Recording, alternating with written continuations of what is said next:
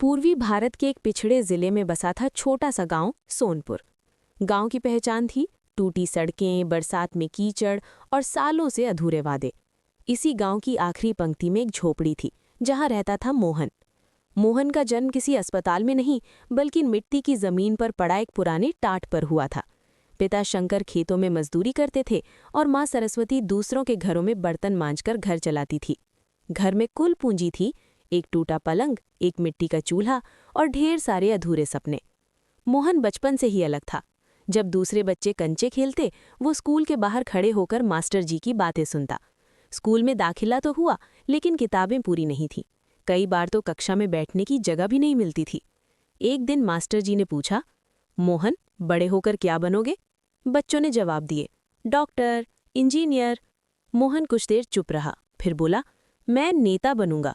ऐसा नेता जो गरीब की बात सुने। कक्षा ठहाकों से गूंज उठी। मास्टर जी मुस्कुराए, लेकिन उस मुस्कान में तंज था। नेता बनने के लिए पैसा चाहिए, जाति चाहिए, पहुंच चाहिए। मोहन ने पहली बार समझा, सपने सब देख सकते हैं लेकिन पूरे सबके नहीं होते। मोहन जब 10 साल का हुआ तब उसके पिता शंकर एक हादसे में घायल हो गए। अब घर की पूरी जिम्मेदारी मोहन पर आ गई। सुबह 4 बजे उठकर वो दूध की डेयरी में काम करता, फिर स्कूल जाता और शाम को खेतों में। एक दिन गांव में विधायक आए। जीपों का काफिला, लाउडस्पीकर नारे, गरीबों का मसीहा। मोहन भीड़ में खड़ा था। उसने देखा विधायक मंच से भाषण दे रहे थे और नीचे गरीब औरतें हाथ जोड़कर खड़ी थीं। मोहन ने हिम्मत करके पूछा, साहब, हमारे गांव में स्कूल की छत टपकती है, अस्पताल में दवा नहीं है। भीड़ सन्न हो गई। विधायक के गार्ड ने मोहन को धक्का दिया, चुप रह, नेताओं से सवाल पूछेगा। उस दिन मोहन ने अपमान को पहली बार गहरे महसूस किया। रात को माँ ने कहा, बेटा चुप रहना सीख ले, गरीब की आवाज कोई नहीं सुनता। लेकिन उसी रात मोहन ने तय कर लिया, अगर गरीब की आवाज कोई नहीं सुनता तो वो खुद आवाज बनेगा। मोहन ने जैसे तैसे 12वीं पास कर ली। परीक्षा के दिन उसके पास नई शर्ट नहीं थी लेकिन आत्मविश्वास पूरा था। रिजल्ट आया, मोहन प्रथम श्रेणी से पास हुआ। गांव के लिए ये छोटी बात थी लेकिन मोहन के लिए ये पहला हथियार था, शिक्षा। उसने पास के कस्बे के सरकारी कॉलेज में दाखिला लिया।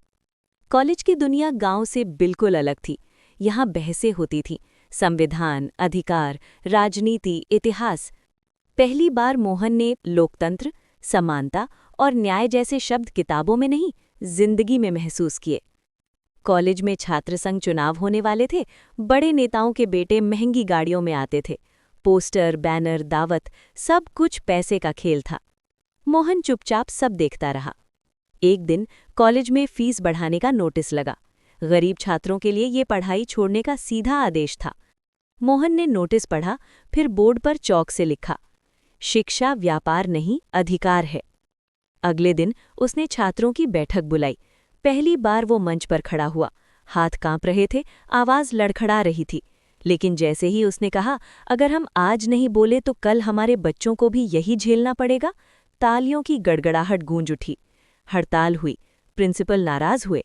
मोहन को निलंबन की धमकी मिली, लेकिन फीस वृद्धि वापस ली गई। उस दिन मोहन ने सीखा, सच के साथ खड़ा इंसान अकेला नहीं रहता। कॉलेज के बाद मोहन गांव लौटा। अब वो सिर्फ मजदूर का बेटा नहीं था, वो सवाल पूछने वाला युवक बन चुका था। गांव में एक निजी कंपनी सड़क बनाने के नाम पर जमीन हड़प रही थी। मुआवजा कागजों में था, जमीन कंपनी की। मोहन में गांव की पंचायत बुलाई। पहली बार उसने खुलकर कहा, ये विकास नहीं, लूट है। कंपनी के लोग भड़क गए। स्थानीय नेता ने चेतावनी दी, ज्यादा नेता मत बनो, अंजाम अच्छा नहीं होगा। मोहन नहीं रुका। एक सुबह पुलिस आई, चार्ज दंगा भड़काने का। माँ रोती रही, पिता चुपचाप बैठे रहे। मोहन पहली बार जेल गया। जेल की कोठरी में उसने चोर, मजदूर, किसान सबको देखा। सबकी कहानी एक जैसी थी, गरीबी और सिस्टम। वहीं उसने तय किया, लड़ाई बाहर नहीं, सिस्टम के अंदर घुसकर लड़ी जाएगी। कुछ दिनों बाद जमानत मिली। मोहन जब बाहर आया तो वो वही इंसान नहीं था। अब लोग उसके नाम के साथ कहते थे, वही लड़का जो जेल गया था, हमारे लिए। अखबार में एक छोटी सी खबर छपी, सोनपुर का युवक बना ग्रामीणों की आवाज, यहीं से मोहन की पहचान बनने लगी। जेल से बाहर आने के बाद मोहन की जिंदगी पूरी तरह बदल चुकी थी। अब वो सिर्फ एक आम युवक नहीं था, वो संघर्ष का प्रतीक बन चुका था। गांव में जहां भी कोई समस्या होती, बिजली कटौती, राशन घोटाला, जमीन विवाद, लोग सबसे पहले मोहन के पास आते। एक दिन जिले की एक छोटी लेकिन ईमानदार छवि वाली पार्टी के नेता हरिशंकर वर्मा सोनपुर आए। उन्होंने मोहन से कहा, लड़ाई सड़क पर लड़ने से नहीं जीती जाती मोहन, अगर सच में बदलाव चाहिए तो राजनीति में आओ। मोहन हिचकिचाया। उसने कहा, मेरे पास ना पैसा है, न जाति का सहारा, न बाहुबल। वर्मा जी मुस्कुराए, तुम्हारे पास जनता है, आजकल वही सबसे बड़ी ताकत है। कई रातों तक मोहन सो नहीं पाया। आखिरकार उसने माँ से पूछा, अगर मैं चुनाव लड़ूं तो आप डलेंगी तो नहीं? माँ ने उसके सिर पर हाथ रखा। डर तो लगा रहेगा बेटा, लेकिन अगर तू नहीं लड़ेगा तो ये जुल्म कभी खत्म नहीं होगा। मोहन ने पंचायत चुनाव लड़ने का फैसला किया। चुनाव प्रचार साधारण था, न गाड़ी, न पोस्टर, न दावत, बस पैदल यात्राएं, चौपालों में बातचीत और सच्ची बातें। दूसरी ओर उसके प्रतिद्वंदी के पास पैसा, शराब और दबंग थे। मतदान के दिन डर का माहौल था, लेकिन नतीजे ने इतिहास रच दिया। मोहन भारी बहुमत से जीत गया। सोनपुर की पंचायत को पहली बार ऐसा मुखिया मिला जो झोपड़ी में रहता था और जनता के बीच बैठता था। पंचायत में रहते हुए मोहन ने वो काम किए जो सालों से नहीं हुए थे। स्कूल की छत बनी, अस्पताल में दवाइयां आईं और सबसे बड़ा काम, राशन माफिया पर कार्रवाई। यही बात बड़े नेताओं को चुभ गई। एक दिन जिले के ताकतवर विधायक राघवेंद्र सिंह ने मोहन को बुलवाया। उन्होंने सीधा कहा, तुम बहुत तेज चल रहे हो, सिस्टम धीरे चलता है। मोहन ने शांत स्वर में जवाब दिया, सिस्टम अगर गरीब को कुचलता है तो उसे बदलना पड़ेगा। यही वाक्य से युद्ध की शुरुआत था। मोहन के खिलाफ फिर से मुकदमे हुए, उसका विकास फंड रोका गया, पार्टी के अंदर भी उसे कमजोर करने की कोशिशें हुईं। लेकिन जनता अब जाग चुकी थी। जब विधानसभा चुनाव की घोषणा हुई तो पार्टी ने भारी दबाव के बावजूद मोहन को टिकट दिया। पूरे क्षेत्र में हलचल मच गई। एक तरफ करोड़ों खर्च करने वाला बाहुबली विधायक और दूसरी तरफ झोपड़ी में रहने वाला मोहन। मोहन ने अपना नारा दिया, सत्ता नहीं, सेवा। चुनावी सभाओं में लोग खुद आने लगे। औरतें, बुजुर्ग, युवा सब कहते थे, इस बार हमारा बेटा खड़ा है।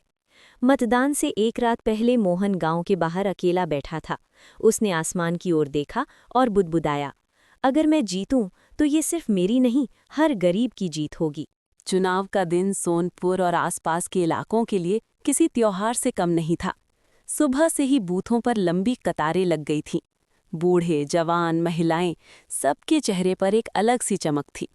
मोहन अपनी माँ और पिता के साथ लाइन में खड़ा था। न कोई सुरक्षा घेरा, न विशेष सुविधा। लोग उसे देखकर कहते, देखो, हमारा उम्मीदवार हमारे साथ खड़ा है। शाम होते होते मतदान पूरा हुआ। पूरे क्षेत्र में सन्नाटा छा गया। अब सबकी निगाहें नतीजों पर थीं। फैसले की सुबह। मतगणना वाले दिन सुबह से ही केंद्र के बाहर भीड़ जमा थी।